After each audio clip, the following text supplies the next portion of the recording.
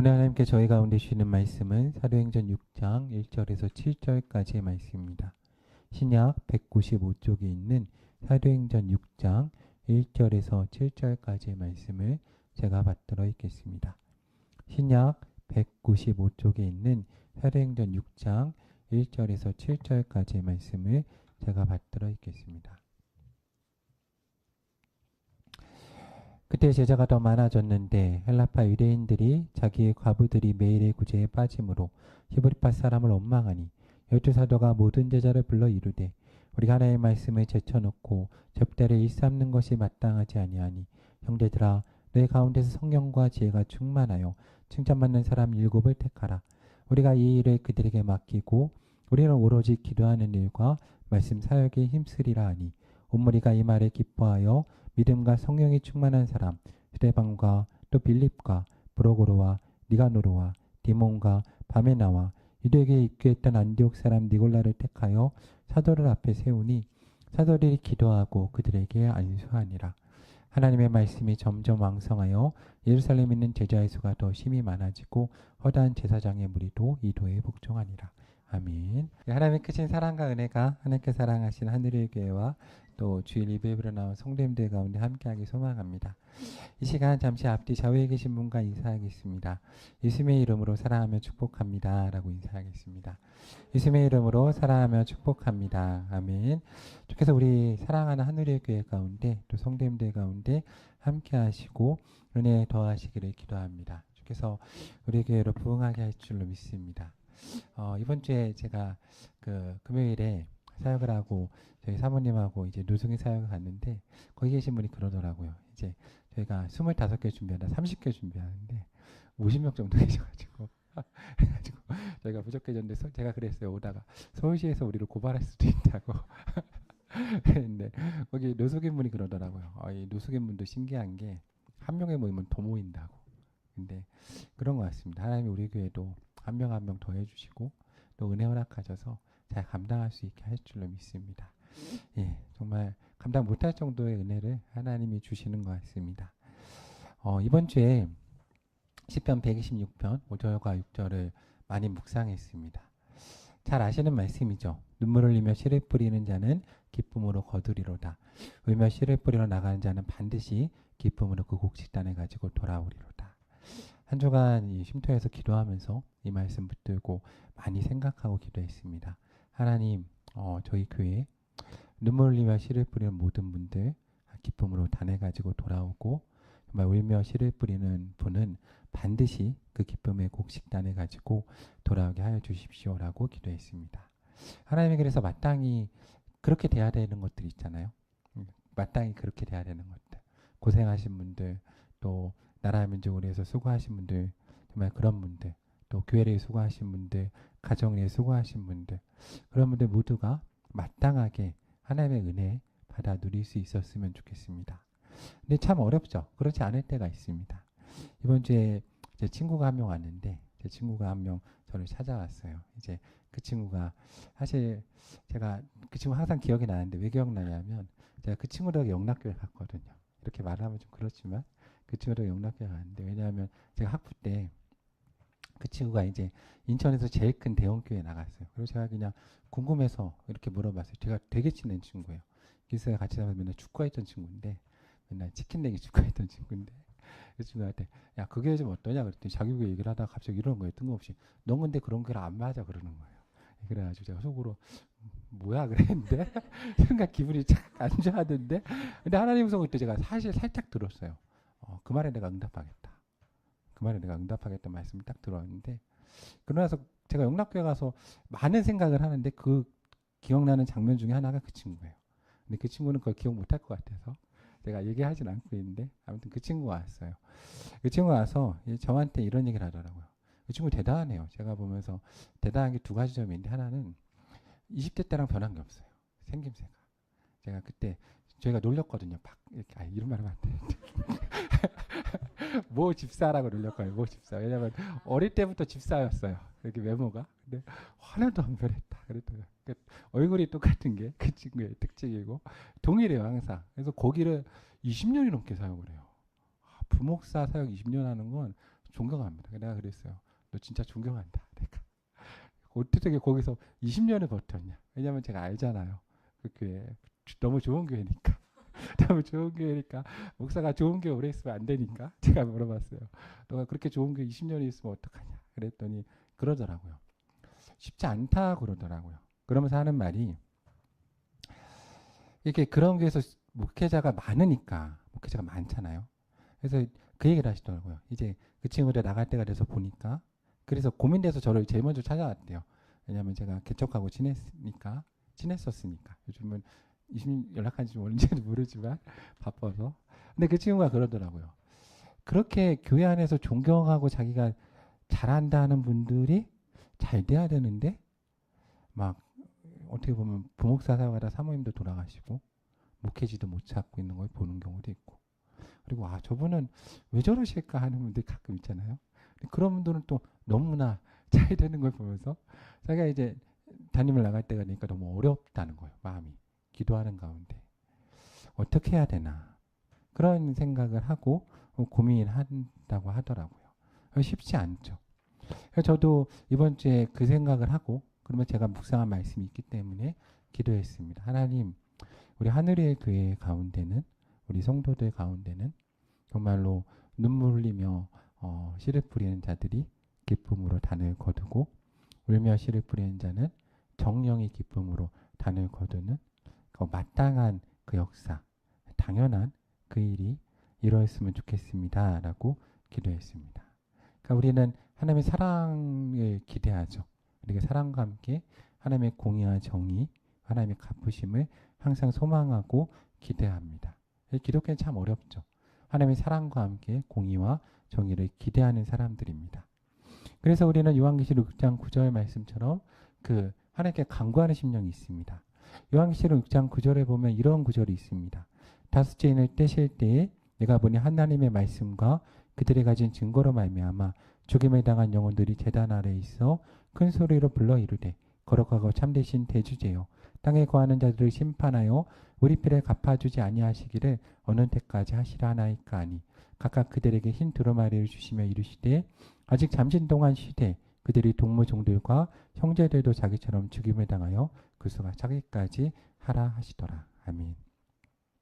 그래서 우리 하나님의 공의와 정의를 희망합니다. 하나님이 이 땅 가운데 속히 갚아주시기를 기도합니다. 주께서도 말씀하십니다. 누가복음 18장 1절의 말씀을 보면 예수님께서 제자들 가운데 이런 말씀을 하세요. 낙심하지 말아라. 기도해라. 우리가 갚아주겠다. 그러면서 하는 말씀이 어떤 도시 이 재판장이 있었는데 이 재판장이 하나님을 무시하고 그리고 하나님을 두려워하지 않고 잘 말해야죠. 하나님을 두려워하지 않고 사람을 무시했다라고 합니다. 그런데 그 도시에 한 과부가 있어서 그에게 가서 자주 간구하고 귀찮게 했다는 겁니다. 뭐라고 했습니까? 내가 원수가 있는데 내가 원수징계인데 나의 원한을 풀어주소서 하고 계속 재판장을 계속 간구하고 힘들게 한 겁니다. 재판장이 속으로 생각했다고 합니다. 얼마 동안 듣다가 속으로 생각하면서 내가 하나님을 두려워하지 않고 사람을 무시하나? 이 과부가 나를 번거롭게 하니 내가 그 원한을 풀어주리라. 그렇지 않으면 늘 나와서 나를 괴롭게 하리라 하였다고 합니다. 그리고 주님께서 말씀하십니다. 불의한 재판장이 말한 것을 들으라. 하면 하나님께서 그 밤낮 부르짖는 택하신 자들의 원한을 풀어주지 아니하시겠느냐. 그들에게 오래 참으시겠느냐. 내가 너희에게 이르노니 속히 그 원한을 풀어주시리라. 그러면서 하신 말씀은 그러한 자가 올 때의 세상에서 믿음을 보겠느냐라고 하십니다. 하나님께서 계십니다. 그분이 우리 원통한 마음 아시고 우리의 억울한 걸 아시고 갚아주십니다. 그리고 우리 가운데 속히 응답하실 것입니다. 삶을 살면서 마음의 아픔도 있고 슬픔도 있고 어려움이 있어서 주 가운데 기도할 때 주께서 응답하여 주실 줄로 믿습니다. 그래서 우리가 간구합니다. 눈물을 흘리며 씨를 뿌리는 자가 기쁨으로 그 단을 거두는 은혜 역사가 이루어지기를. 울며 씨를 뿌리는 자는 반드시 정령 기쁨으로 그 단을 거두는 역사를 주께서 허락하시기를 기도합니다. 저도 한 주간 기도했습니다. 하나님, 하나님의 공의와 정의를 행하여 주시고 하나님의 사랑으로 갚아주시며 이 땅에 하나님의 통치가 이루어 주시옵소서. 삶을 살다 보면 그렇죠. 우리가 참 그런 것 같습니다. 저도 목회를 하다 보니까 특별히 개척을 하고 4년째 지나다 보니까 감사한 일도 많이 생각나지만 인간이 죄인인지라 그렇게 기도를 해도 감사한 일보다는 가끔 억울한 일도 많이 생각나고 되게 화나는 일도 있잖아요. 그러면 되게 고민이 됩니다. 하나님, 너무 화가 날 때도 있고 너무 억울할 때도 있는데 그러면 막 기도합니다. 하나님 갚아주시면 기도하다가 근데 그때 생각하는 게 있습니다. 반드시 생각하는 게 근데 그렇게 기도를 못합니다. 왜 못하죠? 왜냐하면 우리 똑같지 않습니까? 나도 죄인이거든요. 나도 죄인이고 나도 그랬었고 나도 무익한 종이고 그래서 저도 목회자의 삶을 살면서 생각해 보면 늘 하나님 앞에 비친 자 아닙니까? 그러니까 우리가 하나님 앞에 비친 자죠. 그러니까 내가 이곳까지 올 수 있었던 거, 이 자리에 있었던 거 사실은 내가 잘해서보다 하나님의 은혜고 내게 베풀어 주신 분이 있고 내가 잘못했을 때 덮어주신 분들이 있어서 이 자리까지 온 것입니다. 하나님 얼마나 많은 은혜 주셨습니까? 두려움이 있죠. 내가 1만 달란트 빚진 자이기 때문에. 그래서 마태복음 18장 21절 말씀에 보면 이런 이야기가 나오지 않습니까? 베드로가 예수님께 나와 물어봅니다. 주여 형제가 내게 죄를 범하면 몇 번이나 용서할 줄이까? 7번까지 하오리이까? 그때 예수님께서 말씀하십니다. 내게 이르노니 7번뿐만 아니라 7번을 70번까지라도 할지니라. 그러니까 이 7이라는 수가 완전한 숫자를 상징하고 그래서 그냥 완전히 용서하라라고 말씀하시는 겁니다. 그러면서 하시는 말씀이 천국은 그 종들과 결산을 하던 어떤 임금과 같으니 결산할 때 만달란트 빚진 자 하나를 데려오매 갚을 것이 없는지라 주인이 명하여 그 몸과 아내와 자식들과 모든 소유를 다 팔아 갚게 하라 하니 그 종이 엎드려 절하며 이르되 내게 참으소서 다 갚으리라 하였다 합니다. 근데 그때 우리의 주인이신 하나님께서 그 종을 불쌍히 보셨습니다. 우리를 불쌍히 보시죠. 그래서 우리의 빚을 탕감해 주십니다. 근데 문제는 그 종이 나가서 마음이 굳어가지고 100대안을 빚진 사람을 붙들어 말합니다. 빚을 갚으라. 그때 그 동료가 엎드려 간구했다고 합니다. 나에게 참아주소서 갚으리이다. 그때 성경은 이 종이 받은 은혜를 생각하지 못하고 그 빚을 갚도록 오게 가둬두었다는 겁니다. 그래서 동료들이 그걸 보고 딱하게 여기고 불쌍히 주인에게 말했다는 거죠. 주인이 분노하면서 말합니다. 내가 내 빚을 전부 탕감해 주었거늘 내가 너를 불쌍히 여긴 것 같이 너도 내 동료를 불쌍히 마땅하지 아니하냐. 우리가 이 말씀을 늘 들어야 됩니다. 주께서 우리를 불쌍히 여기심으로 우리도 우리의 주변에 있는 사람들을 불쌍히 여겨야 될 것입니다. 예수님 말씀하십니다. 너희가 아까 마음으로부터 형제를 용서하지 않으면 내 하늘 아버지께서도 너에게 이와 같이 하시리라. 그러면 어찌하겠습니까? 저도 목회하면서 늘 생각합니다. 마태복음 18장 10절에서 주께서 이렇게 말씀하셨거든요. 삼가 이 작은 중에 하나도 없이 여기지 말라. 너희에게 말하노니 그들의 천사가 하늘에 계신 내 아버지 얼굴을 항상 배움느니라 하신 말씀. 이 말씀에 우리는 순종해야 됩니다. 그럼 우리는 뭐 해야 됩니까? 눈치 봐야 됩니다. 기독교는 눈치 보는 사람입니다. 누구의 눈치 봅니까? 우리가 함께 종된 사람들 눈치 봐야 됩니다. 그렇죠. 저도 지난주에 우리 간사님하고 사모님 태우고 예배 끝나고 가는데 여기 앞에 예배당 여기 바리케트가 열리지가 않더라고요. 문이 열리지 않아서 딱 서 있는데 뒤에 오토바이 타신 분이 온몸에 문신하는 분이 저희를 향해서 욕을 하더라고요. 욕을 하는데 제가 평소 같아도 참았지만 그날 특별히 옷을 입고 있고 옆에 간사님이 앞에 사모님이 계시고 뒤에 간사님이 계시니까 눈치 보지 않습니까? 눈치 보고 참지 않습니까? 눈치 봐야 됩니다. 기독교는 눈치 보는 겁니다. 누구 눈치 봐야 됩니까? 그 사람을 생각해 보는 거죠. 저도 배달해 봤거든요. 저도 개척하기 전에 배달해 봤습니다. 여름에 이맘때 휴가 때 개척하기 전에 내가 개척해서 우리 가족 먹여 살릴 수 있을까? 흔들릴 때 해봤습니다. 저도 여름에 한 휴가 때 하루 그냥 온전히 그냥 돌아다니면서 배달해 봤습니다. 힘들거든요. 덥거든요. 짜증나죠. 그렇겠구나. 참아야죠. 그리고 생각해야죠.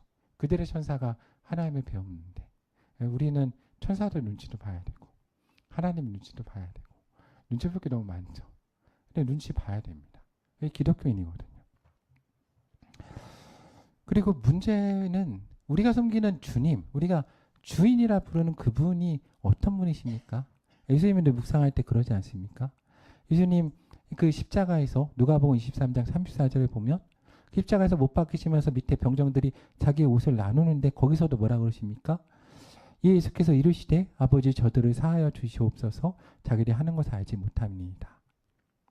근데 그 밑에서 이 병정들이 옷을 나눕니다. 저도 목회하면서 이 말씀들 묵상합니다. 우리 성도님들 삶을 살면 그럴 때 있지 않습니까?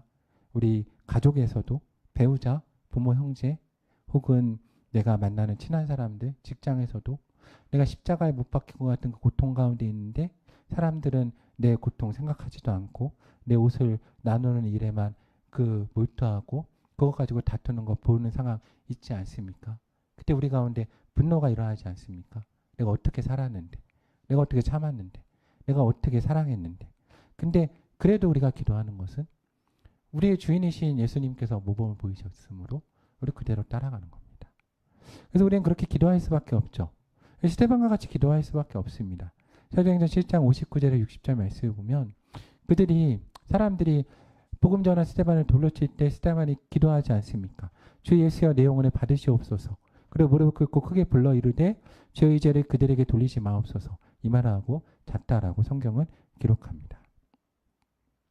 기독교는 이 하나님의 위대하신 하나님 자체이신 주 예수 그리스도의 이름을 허락받은 사람들입니다. 그리스도인입니다. 그리스도인답게 살아야죠. 그럼 예수 그리스도의 생각대로 살아야 됩니다. 그래서 저는 로마서 12장 20절부터 21절 말씀 묵상해야 된다고 생각합니다. 참 어렵죠. 사도 바울이 기록한 말씀입니다. 내 원수가 줄이거든 먹이고 목마르거든 마시게 하라. 그리함으로 내가 숯불을 그 머리에 쌓아 놓으리라. 악에게 지지 말고 선으로 아그리기라. 아멘. 저는 이 말씀 처음 읽었을 때 되게 시험 들었습니다. 하나님, 원수는 미워해야죠. 원수는 아무리 미운 좀 똑 하나 줬는데도 하나님 주기 싫은데요. 그렇게 생각했습니다. 하나님 숯불을 그 머리에 얹어 놓으라죠. 아니면 나는 사랑하는 목회자로 원수의 머리에 숯불을 얹어 놓기 싫습니다. 떡도 안 줄 건데요. 그렇게 고백한 적 있습니다. 그런데 하나님 그렇게 기도했을 때 하신 말씀이 있습니다. 이 말을 누가 썼는지 생각해봐라. 누가 썼죠? 바울입니다. 바울이 원수됐던 사람이거든요. 바울이 원수됐던 사람. 이 말은 스데반의 기도의 응답입니다. 스데반이 기도했거든요. 저들의 죄를 저희들에게 돌리지 마옵소서. 그래서 사도 바울은 평생을 스데반의 그 기도를 머리에 얹어놓고 숯불을 얹어놓고 달려간 사람입니다.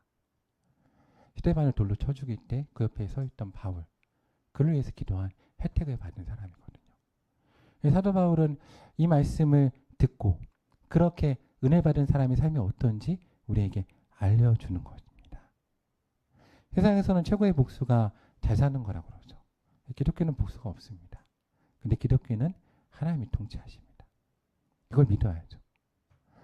스데반이 저들의 죄를 저들에게 돌리지 마옵소서 할 때 사도 바울은 그 머리에 숯불을 올려놓고 평생을 달려가는 사람이 되는 겁니다. 저는 이 로마서 12장 20절부터 21절이 바로 이 사도 바울이 평생 동안 경험한 스데반의 기도의 응답에 대한 기록이다라고 생각을 합니다. 제가 중고등학교 때 아동부 때도 이제 사역을 할 때 아동부 사역 중에 제일 힘든 사역이 소년부 사역입니다. 소년부 사역 5, 6학년 때 정말 지금 생각해도 내가 한 번도 사역하면서 애들한테 화내본 적이 없는데 처음 화내본 게 6학년 애였습니다. 자기가 세상에 제일 높은 줄 알아요. 중학생만 돼도 꺾입니다. 선배들이 있으니까. 6학년은 말도 안 통하고 이성적이지도 않은데 자기가 세상에서 제일 그만해요. 말 안 듣습니다. 제가 처음으로 화를 냈습니다. 그때 제가 이 친구에게 한 축복의 말이 있습니다.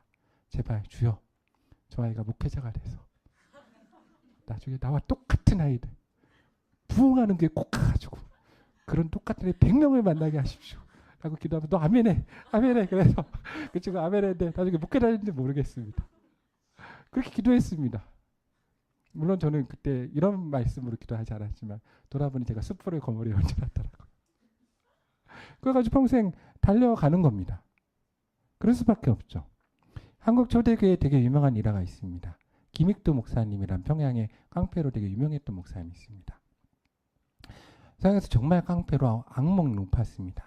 그런데 그가 미국인 선교사 윌리엄 스왈튼의 이 설교 가운데 회개해요. 기독교를 받아들였습니다. 그런데 그가 이제 시장에서 복음을 전하고 다니는 겁니다. 근데 그 장터에서 술에 취한 한 청년이 시비가 붙어가지고 이 사람이 기믹들을 막 때렸습니다. 그러니까 여러분이 생각하면 김도환 같은 사람이었습니다. 김도환 같은 사람. 그 사람 막 때린 겁니다. 그 사람 화를 내지 않고 묵묵히 다 맞았습니다. 다 맞고 나서 옷을 털고 일어나면서 미소를 지은 채 이렇게 말한 겁니다. 형님, 내가 누군지 아십니까? 내가 바로 평양의 기믹두다. 내가 예수 믿고 구원받지 않았으면 당신은 지금 죽었을 거다. 근데 내가 예수 믿었기 때문에 당신이 지금 이렇게 있다. 회개하고 예수님 믿으십시오. 라고 전했다고 합니다. 그 사람이 죽게 돌아왔다고 합니다. 그러니까 우리는 우리가 해야 될 일은 하나님의 통치, 마땅한 그 일이 일어나도록 하는 겁니다. 마땅히 우리가 할 일은 원수를 위해 기도하는 겁니다.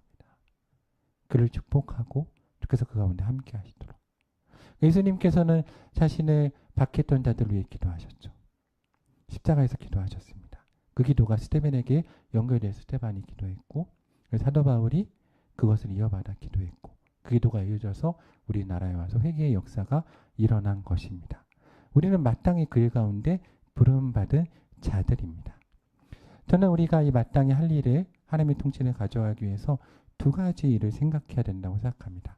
첫 번째는 예수님이 하신 말씀입니다. 너무나 유명하죠. 너희가 대접받고자 하는 대로 남을 대접하라.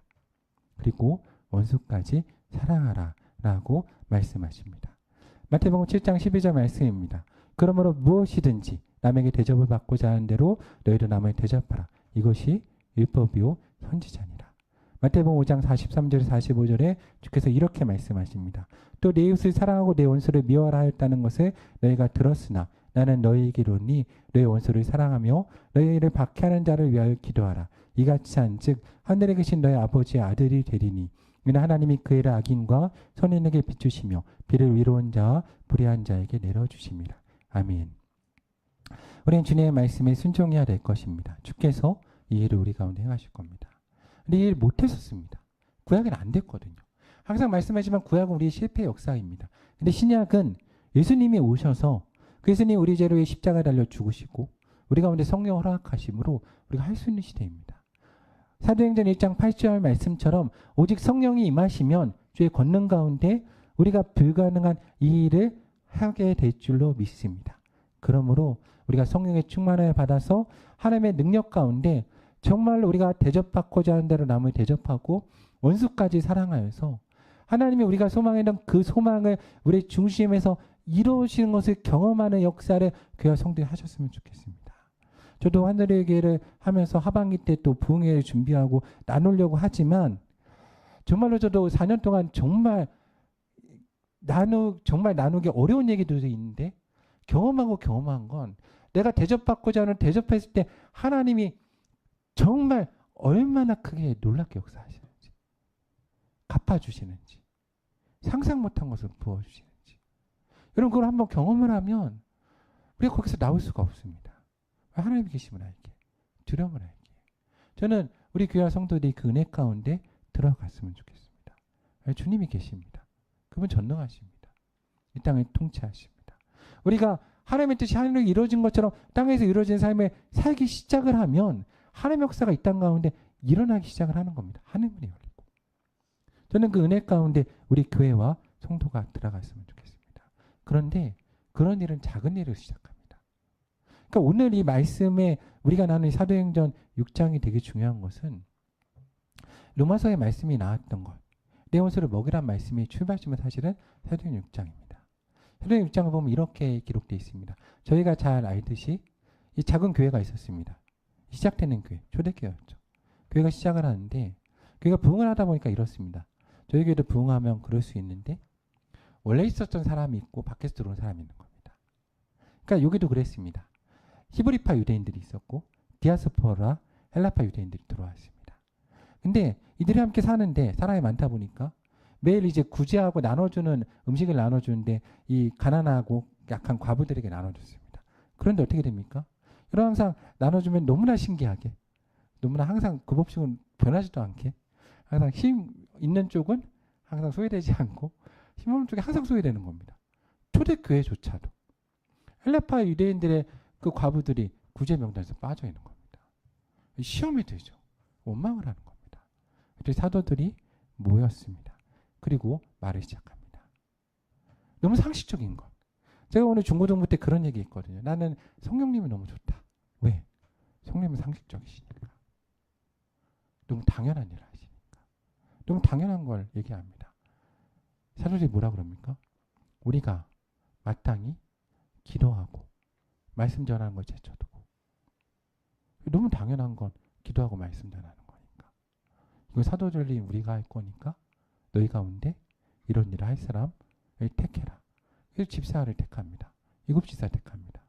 그럼 여러분 마땅하게 누구 중에 사람을 세워야 됩니까? 힘 있는 히브리파 사람들을 세워야 됩니까? 소외됐던 헬라파 사람들을 세워야 되겠습니까?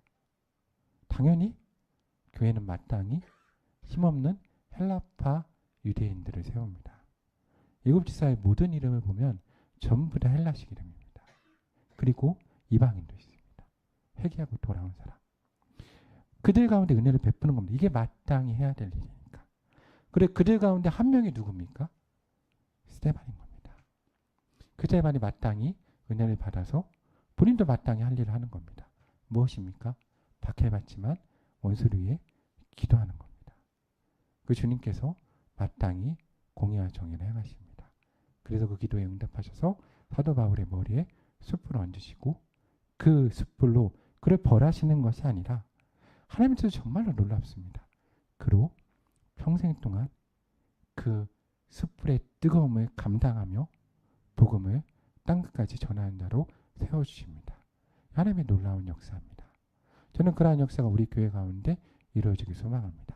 우리가 마땅한 역사는 교회의 작은 행함으로부터 시작되는 겁니다.